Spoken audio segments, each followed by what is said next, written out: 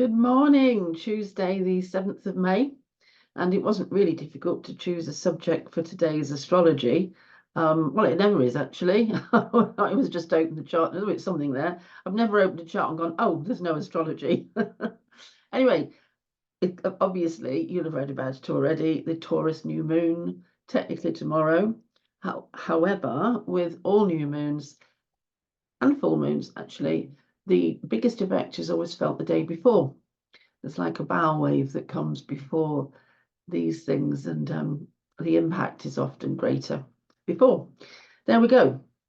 So we might as well just have a look at what's happening in the sky anyway. So I'll just do the share, and then I'll have to remember to stop sharing. There we are.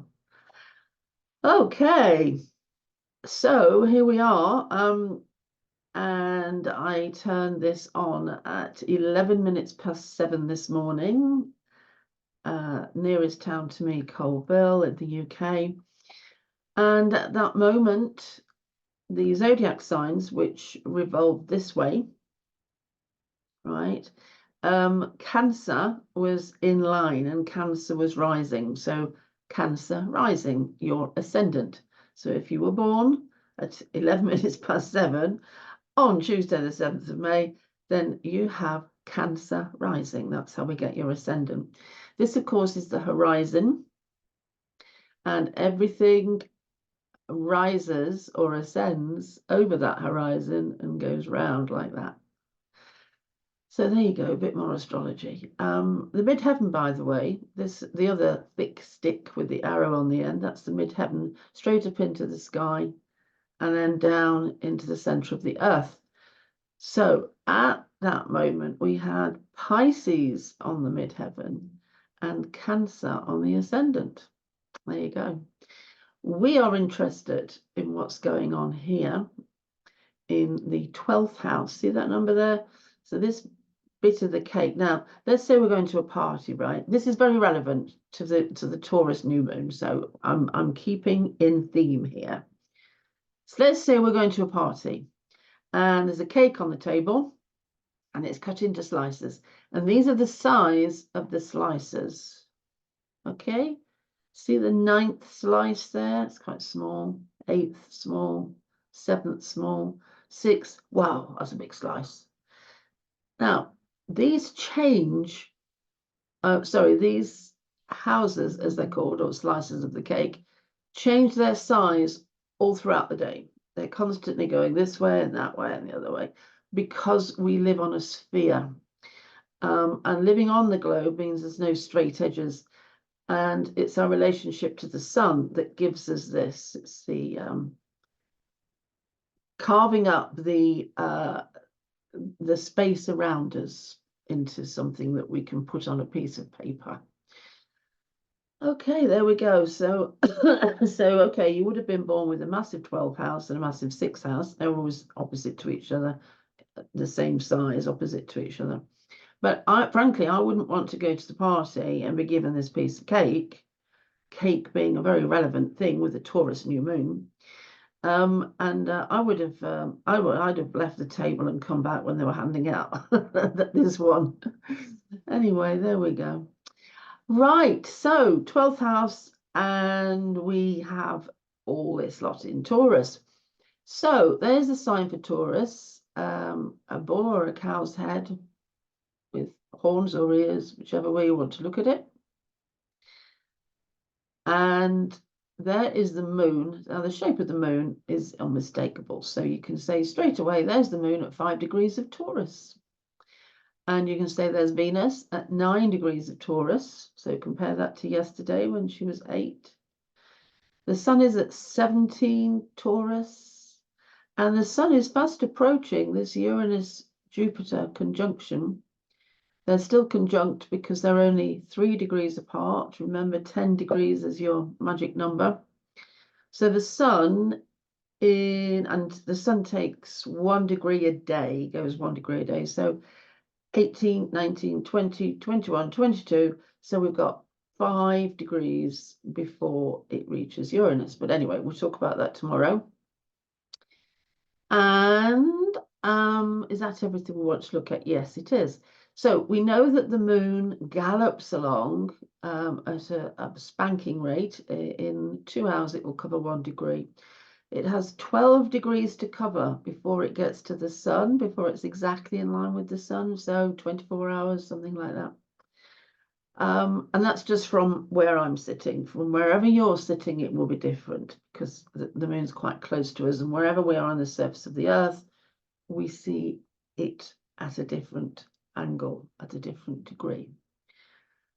Okay, anything else important? We've still got Mars in Aries, so we've still got a very feisty and potentially aggressive, but certainly a battling energy, giving us lots of energy.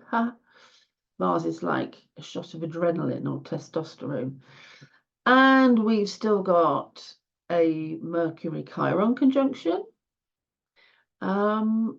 And we've still got, well, Aries won't move for the rest of my life. So, well, a little bit, actually. That's a bit of an exaggeration. Anyway, well, I'm going to talk about this Taurus new moon. It is quite an important one. And I think it's important because of its effects on Buddhism, or the effect Buddhism has on the full moon. It's in Taurus. And it's called the Wesak Festival by the Buddhists, and it is an incredibly important one for them because it was the moment of the Buddha's enlightenment. He had a night of enlightenment in 3 different phases, and it was all to do with struggle and gaining potency and gaining command of the situation over struggle by rising through it in a state of peace and happiness, which is a lovely thing to think that one could do. However, I'm not so sure that that is what Cosmos had in mind, but it's a lovely thought for Buddhism. I really like Buddhism.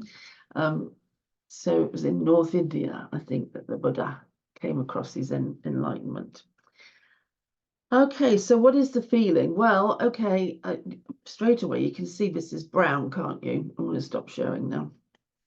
The Taurus symbols were in brown, and so that's supposed to imply earth. So we're in the earth element. I put my earthy stuff on today, and I'm surrounded by my earthy things.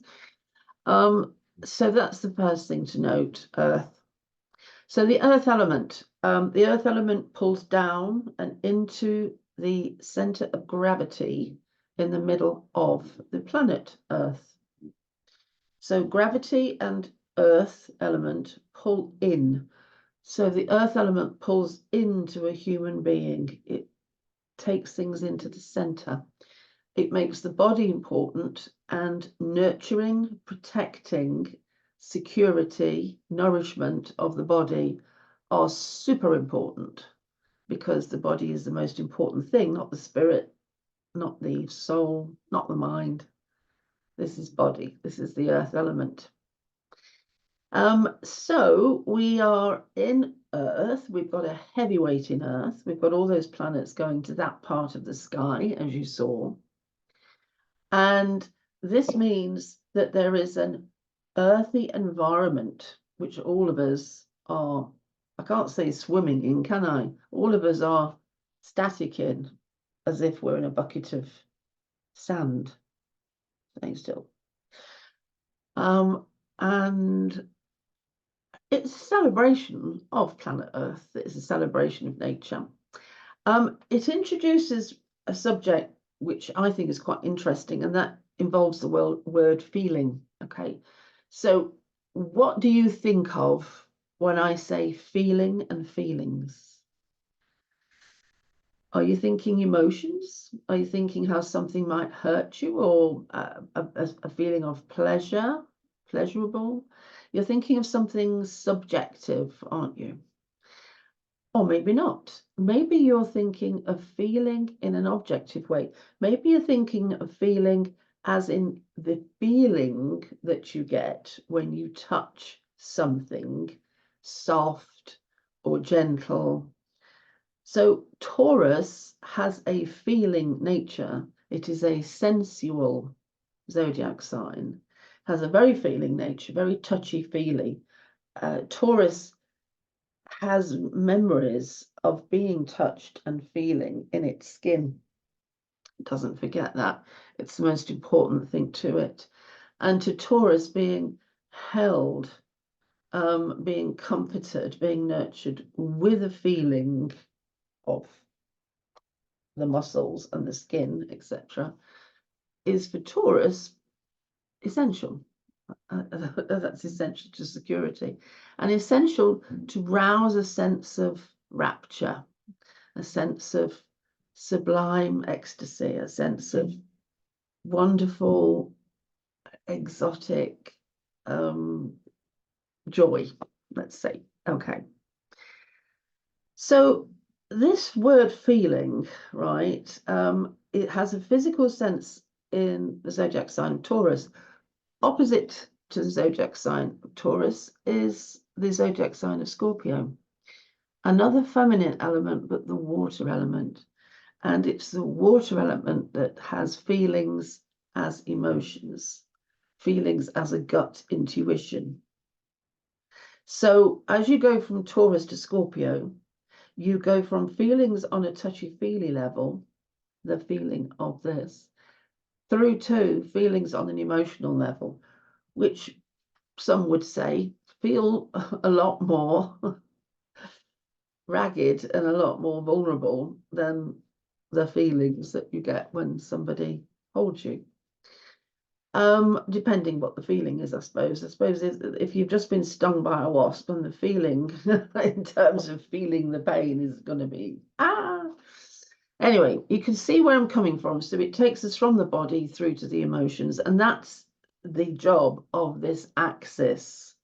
So the axis, the straight line in a wheel, with Taurus on one side, Scorpio on the other, they give us access, not axis this time, an axis. They give us access to the world of feeling in some way or another.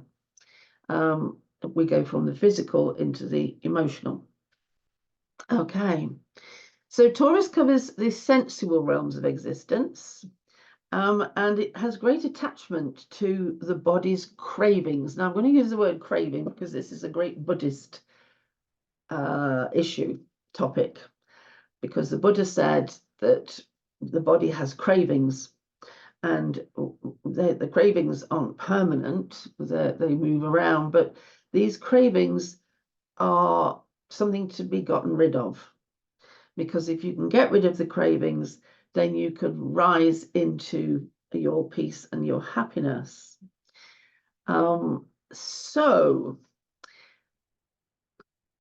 Cravings. So what we're talking about is, okay, I really fancy an ice cream, or if you smoke, I really fancy a cigarette, or I really fancy a glass of wine, or I really fancy a huge pile of strawberries with cream all over them, or a great big fat steak with chips, or fish and chips, or a curry, or whatever. It's a craving. The body wants it. Said the Buddha, see, get rid of these body things, and then you're in sublime ecstasy with the great white light. And so this was sort of the Buddha's his beliefs after these revelations that he got on this night. And lovely they are too. I'm a big fan of Buddhism. It has a great affinity with astrology. Astrology, Buddhism kind of grew up together. And a lot of the tenets, the axioms of astrology come out of India, actually, as they do Egypt. So there we go. I do kind of look to Buddhism sometimes with envy. It could all be that simple. But anyway, there's a couple of good websites, the BuddhaNet, and I think there's a Buddhism.org or something, that it's worth having a quick look at what the Wesak festival means to them. But anyway, aside from that, it is a time for sensuousness, and so back to basics. It's a time to eat chocolate. You have got to. It's just, this is a craving. You're given the craving and you have to go out and buy some and eat it. That's it. And whatever else you want to eat. In fact, this morning I woke up thinking, oh, I'm starving. So I had something for breakfast, and about an hour later went, oh, I'm still starving. So I'm rifling through the biscuit tin. So it's that kind of craving. Anyway, oh well. So I'm going to wish you a very happy Taurus new moon. I nearly said New Year. I think it is Buddhist New Year, actually. I think. Oh, you'll have to check that. I might be wrong there. But anyway, so a very happy Taurus new moon, because it's all kind of special. Have you seen what the sun's doing, by the way? You must go on to spaceweather.com and have a look. It's gone nuts. Schizophrenic. Sun's gone mad. Have a read. It's erupting all over the place. I can't decide if it's supporting the Wesak festival or it's craving something or what have you, but it's always worth a look at spaceweather.com. I think it's brilliant. It's like seeing the cosmos and its wonderful spiritual existence, but in something solid. Well, there we are. You see, I'm talking Taurus again, aren't I? I hope you enjoyed that. And I loved it. I think it's great. And I'll be here tomorrow when the actual new moon is, but we're going to talk about something else. Okay, and have a lovely day. And it's been fantastic to talk to you. And please write a comment or share or something, because I need to get some traction going with the media. I've got a new book out, and so in order to get the word out, the new book out. Well, I'm not doing it just for that. I'm doing it because actually I've got time to do it now. I'm not writing a book. But anyway, it's lovely to talk to you. I feel much better when somebody shares or comments or something. Oh, yeah, somebody's listened. Anyway, all right then. I'm off. Okay, bye. Thank you.